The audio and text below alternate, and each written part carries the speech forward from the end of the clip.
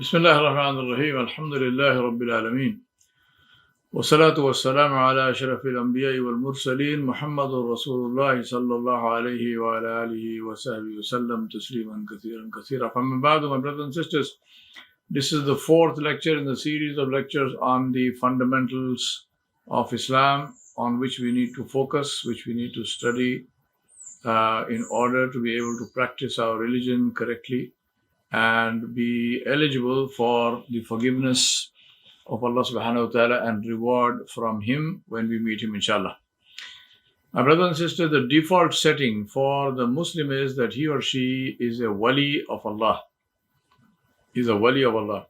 He's a favorite slave of Allah who is entitled to the forgiveness of Allah subhanahu wa ta'ala and His reward.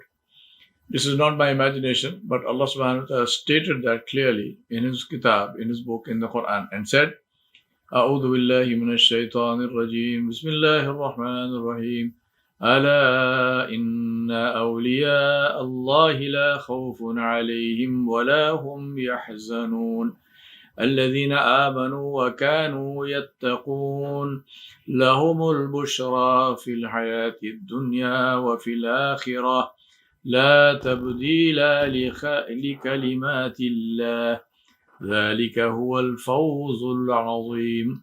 Allah subhanahu wa ta'ala said, which means there will, in Surah Yunus, Allah said there will certainly be no fear for the awliya of Allah, the slaves of Allah who Allah loves, nor will they grieve. No fear and no sadness for them. They are those. Now Allah is describing who are the awliya of Allah. وَالَّذِينَ آمَنُوا وَكَانُوا يَتَّقُونَ. They are those who have iman and who have taqwa. Those who are faithful to Allah and who are mindful of Allah subhanahu wa ta'ala. Those who have iman and taqwa. For them, the good news is, there is good news for them in this worldly life and in the hereafter. There is no change in the promise of Allah. This is the promise of Allah, that the awliya will have bashara, will have the glad tidings of good news for them in this world and in the next. And Allah is saying there is no change in the promise of Allah. This is the promise of Allah. This is true. That truly is ultimate triumph, is the final success, al-fawzul azim. My brothers and sisters, I remind myself and you that Allah subhanahu wa ta'ala in His infinite mercy did not specify the level of iman or taqwa. Subhanallah, think about this. If Allah subhanahu wa ta'ala said that your iman and taqwa must be equal to this one or that one, and Allah subhanahu wa ta'ala picks, I'm not even going all the way to Nabi sallallahu alaihi wasallam, which really is the standard, but even to any of the Sahaba or to the great people from the Tabi'in and so on, what would we do? I mean, I'm looking at myself. What would we do? But Allah did not do that. Allah just said iman and taqwa. How much? Only Allah knows. Allah subhanahu wa ta'ala then went even further and mentioned His special favor on us. And Allah said, Allahu waliyul ladhina amanu yukhrijuhum min az-zulumati ila nur.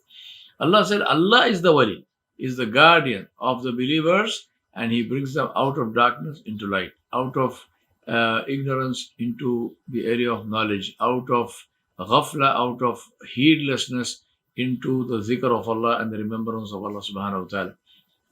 About our last moments, may Allah subhanahu wa ta'ala grant this for us, which we must always think about. Last moments. Allah subhanahu wa ta'ala described a situation that seriously I ask Allah subhanahu wa ta'ala for this, for all of us, where we will be given the good news of Jannah before we leave this life, inshallah. And He said, Jalla Jalaluhu, إن الذين قالوا ربنا الله ثم استقاموا تتنزل عليهم الملائكة ألا تخافوا ولا تحزنوا وأبشروا بالجنة التي كنتم توعدون نحن أولياؤكم في الحياة الدنيا وفي الآخرة ولكم فيها ما تشتهي أنفسكم ولكم فيها ما تدعون نزلا من غفور رحيم. Allah subhanahu wa ta'ala said, surely those who say our Rabb is Allah and then remain steadfast on that. That is the key. The key is قالوا ربنا الله ثم استقاموا. Say our Rabb is Allah, believe in Allah and stay firm on that. Meaning what? meaning obey Allah subhanahu wa ta'ala, because we say He is our Rabb, therefore we obey Him. We don't go anywhere else, we obey Allah subhanahu wa ta'ala. Surely those who say our Rabb is Allah and then remain steadfast, the angels descend upon them, saying, do not fear, do not grieve, rather rejoice in the good news of Jannah, which you have been promised. We are your supporters, we are your awliya in this worldly life and in the hereafter. There, in the hereafter, you will have whatever your souls desire, whatever you wish will be given to you, and there you will have whatever you ask for. So you will be given what you even think about, what you even wish without even asking, and you will be given something which you ask for, a welcome from the all forgiving, most merciful Rabb, Nuzulam min Ghafurir Rahim. As I've said many times before, there are only two things. There are only two things that are critical needs for the human being. Daruriyat, Hidayah, right guidance in this life, and Maghfirah, which is Allah subhanahu wa ta'ala's forgiveness after death. Nothing else is daruri. Nothing else is critical. It's nice to have, not critical. I remember and remind you that these last moments on earth are the time when everyone without exception is afraid. Everyone is fearful about a world that we have not seen, in which we will not have any power to change our situation. At that time, Allah subhanahu wa ta'ala will send His malaika, He'll send His angels to comfort us and for them to promise to be with us in the journey, and they will convey to us Allah subhanahu wa ta'ala's promise of forgiveness. Nuzul is a welcome gesture, like a drink of cold water or something, or juice for a thirsty traveler, which is a precursor and promise of what is to follow. So the traveler has been expected, the people have been waiting for him, and when he comes, they're so happy. They give him this so that to take away his tiredness from the journey. And then, of course, there's plenty more from where that one came from. Now, in this case, this nuzul, this welcome, is the announcement of Jannah for the wali of Allah, Jalla Jalaluhu, even before his soul leaves the body. So, inshallah, all Muslims are the awliya of Allah. I ask Allah subhanahu wa ta'ala to include all of you and me in that. As long as we do not commit shirk or kufr, and we try our best to fulfill our duties, we can hope for Allah subhanahu wa ta'ala's forgiveness and Jannah. Now, what sense does it make to ruin this by taking interest-based loans and thereby removing ourselves from the list of the awliya of Allah and entering our names in the list of the enemies of Allah? Think about that. And if you think enemy is a strong word, simply ask yourself, what do you call somebody that you are fighting with? What do you call somebody who you are at war with? The two opponents on either side in a battlefield, are they friends of each other or are they enemies? Just ask yourself this question. Especially because whatever we take the loan for, whether it's a house, whether it's a car, whatever, will remain here when we die, while our action of challenging Allah and accepting the declaration of war from Him will go with us into the akhirah. That is how evil interest is. Allah subhanahu wa ta'ala mentioned our rizq, in our sustenance, in very clear terms. Allah subhanahu wa ta'ala said, Allahu yabsutu rizqa liman yasha'u min ibadihi wa yaqdiru lah. Inna Allah bi kulli shay'in alim. Allah subhanahu wa ta'ala enlarges the provision for whomever He wills of His slaves and straightens it and tightens it for whomever He wills. And verily Allah subhanahu wa ta'ala is the all-knower of everything. And then Allah subhanahu wa ta'ala said, Inna rabbaka yabsutu rizqa liman yasha'u wa yaqdiru innahu kana bi'ibadihi khabiran basira.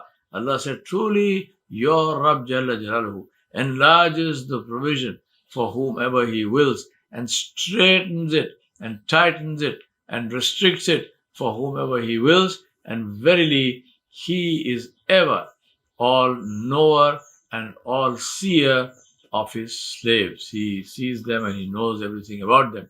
And then Allah subhanahu wa ta'ala said, أَوَلَمْ يَرَوْا أَنَّ اللَّهَ يَبْسُطُ الرِّزْقَ لِمَنْ يَشَاءُ وَيَقْدِرُ إِنَّ فِي ذَلِكَ لَآيَاتٍ لِقَوْمٍ يُؤْمِنُونَ. Do they not see that Allah subhanahu wa ta'ala enlarges the provision for whom He wills and straightens it and tightens it and restricts it for whomever He wills? Verily in that are indeed signs for people who believe. And then Allah subhanahu wa ta'ala said, قُلْ إِنَّ رَبِّي يَبْسُطُ الرِّزْقَ لِمَنْ يَشَاءُ وَيَقْدِرُ وَلَكِنَّ أَكْثَرَ النَّاسِ لَا يَعْلَمُونَ. Say, O Muhammad sallallahu alayhi wa sallam, verily my Rabb enlarges and restricts the provision to whom He pleases, but most people do not know. And there are many other ayats of of a similar nature which talk about this. The question I ask myself, and I ask you to ask yourself, is if our risk is fixed, and this is a fact and this is our belief that our risk is fixed. If our risk is fixed and the only choice we have is about the way we obtain it, then what sense does it make to take it from a place which Allah subhanahu wa ta'ala prohibited? Whatever we possess in this life, whether it is halal or haram, will remain here. Only what we send ahead, that is our deeds, will remain with Allah subhanahu wa ta'ala. Allah subhanahu wa ta'ala told us very clearly, مَا عِنْدَكُمْ يَنْفَضُ وَمَا عِنْدَ اللَّهِ بَاقٍ وَلَنَجْزِيَنَّ الَّذِينَ صَبَرُوا أَجْرَهُمْ بِأَحْسَنِ مَا كَانُوا يَعْمَلُونَ. Allah said, whatever you have will end, will finish, will perish. But whatever Allah has, whatever is with Allah is everlasting, will remain. And we will certainly reward the steadfast, may Allah make us among them, according to the best of their deeds. Best of their deeds. And for those who are still not sure and are doubtful, think about this. What sense does it make to take our risk from a source which is at best doubtful? Ask, what if I take an interest-based loan and die the next day? I know people to whom this happened. What if it happens to me, to us, to you or me? The fact of the matter is that what is ours, nobody can take from us. And what is not ours, nobody can give it to us. Right? What is not ours, nobody can give us. And what is ours, nobody can take from us. We cannot get more or less. All we can do is to decide the source we want to take it from. The biggest evidence and proof of that is that we will be questioned about the source and not about the quantity. So why ruin our akhirah and be counted among the enemies of Allah for something which, even if we get it, we will have to leave it behind.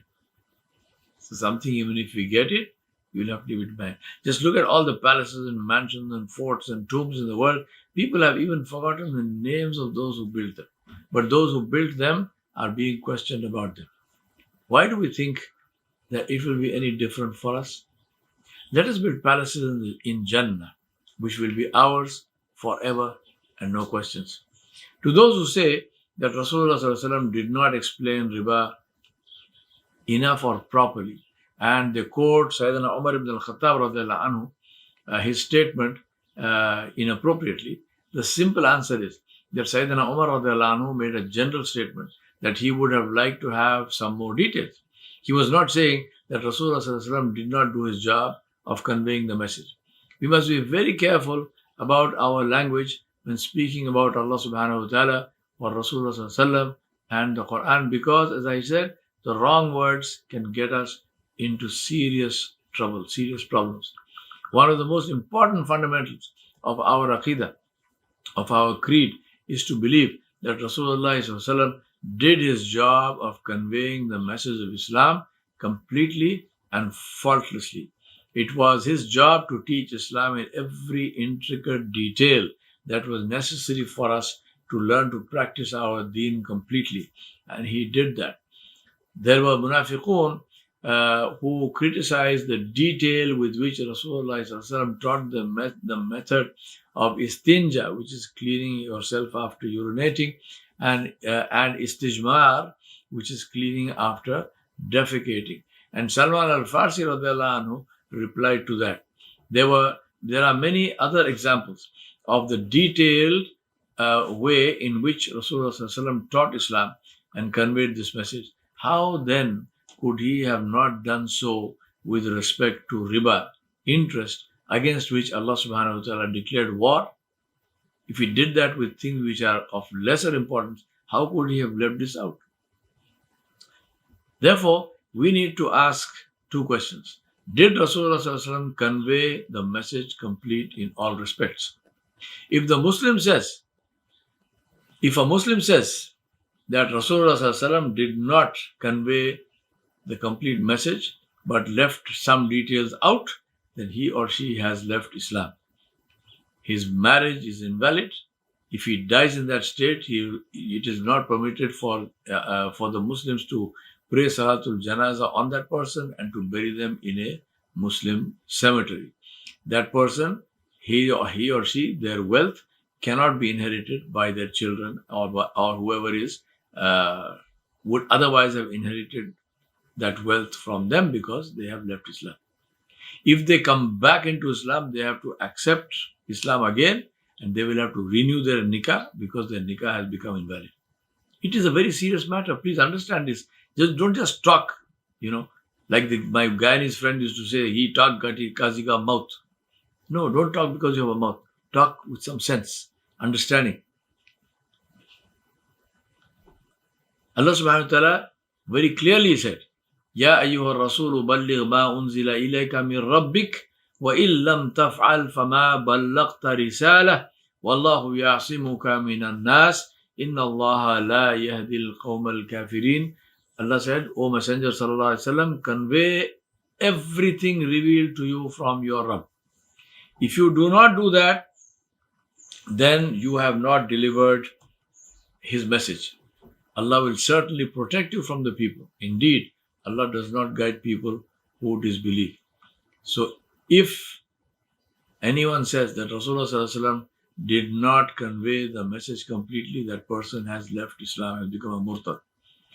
On the other hand, if we believe that Rasulullah sallallahu alaihi wasallam conveyed the message completely, then let us follow him completely. Then what's the problem? The second thing to ask those who argue about different branches of riba and say that some are prohibited and others are not is, where is the proof? What is the evidence?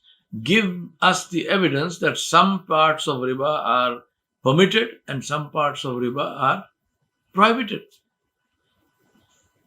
Where is the evidence? Now, if we believe that Rasulullah sallallahu alaihi wasallam fulfilled his responsibility of conveying the message completely and he prohibited riba without mentioning any categories, it means that he prohibited all categories.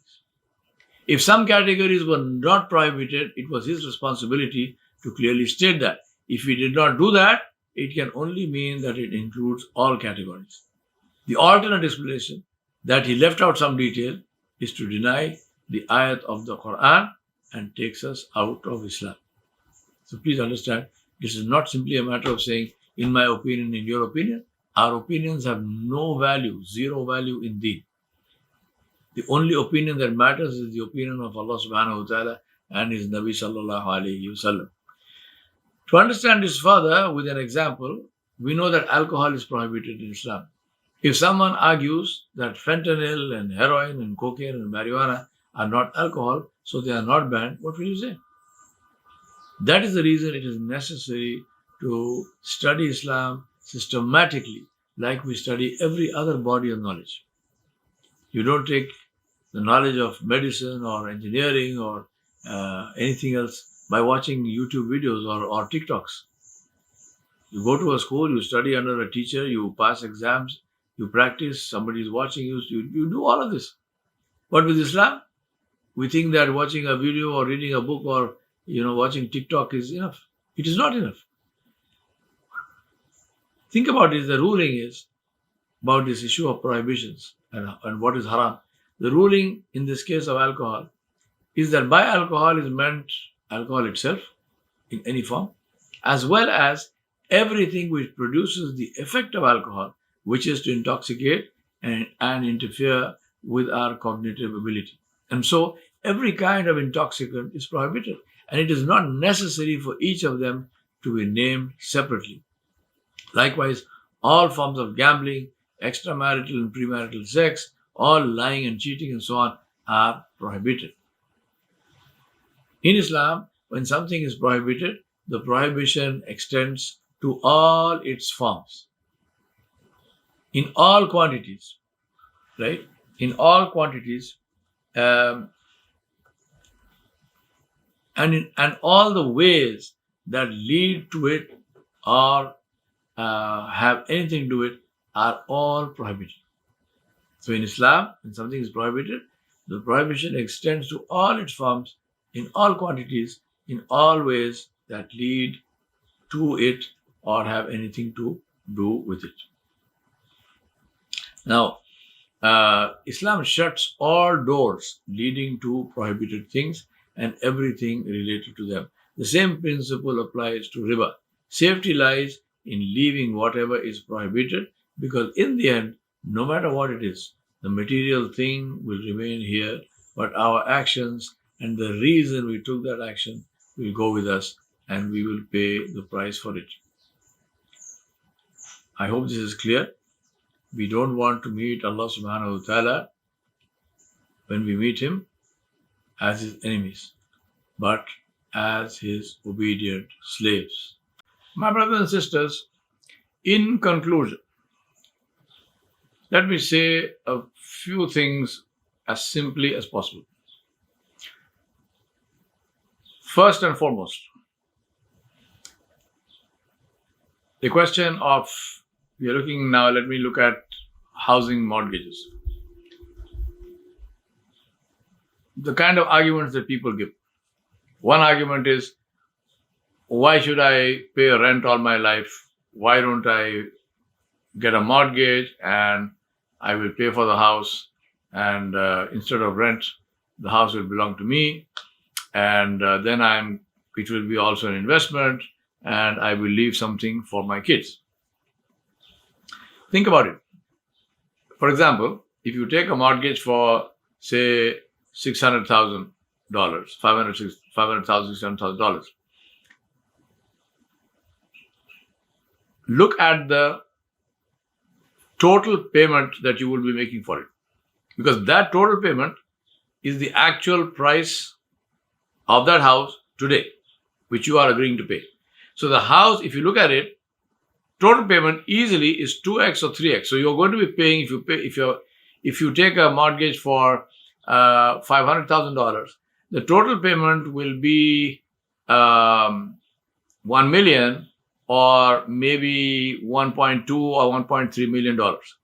So actually, you are not buying the house for 500,000. You're buying the house for 1.2 million or 1.3 million today, which you will pay over the next 30 years. Number one.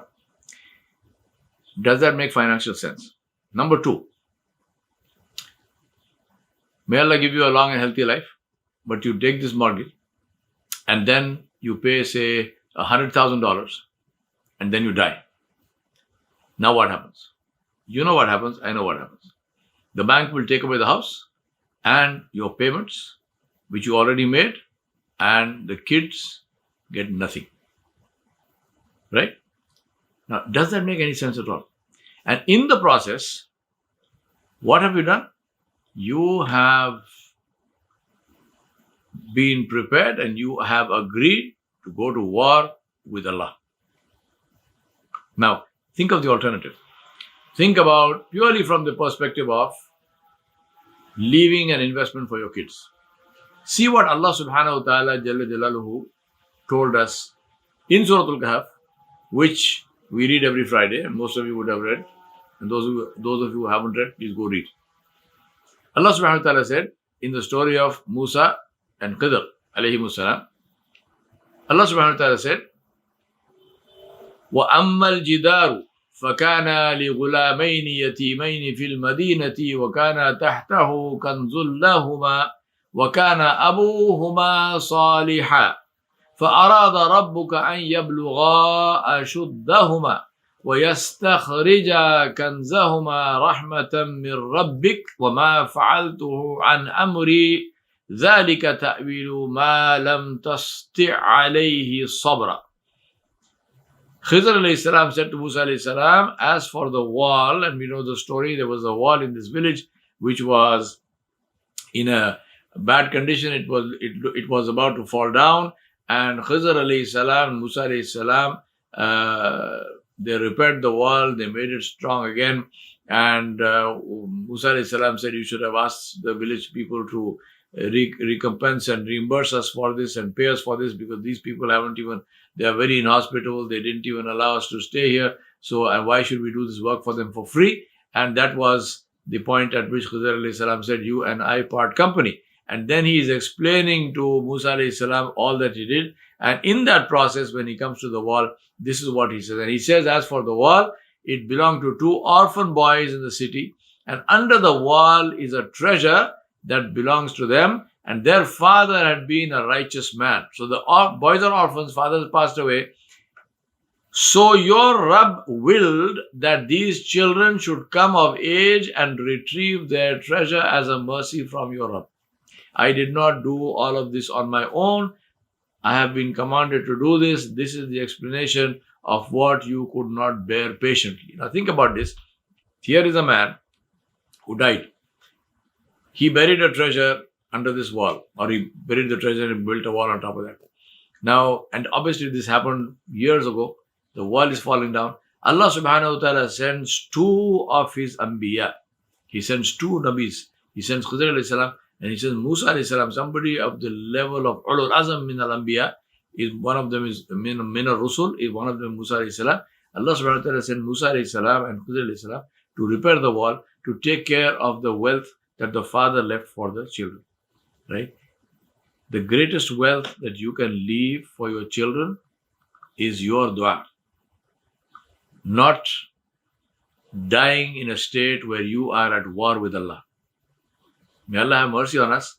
We take these decisions and then we wonder when we get sick and we have accidents and this happens and that happens and what not happens.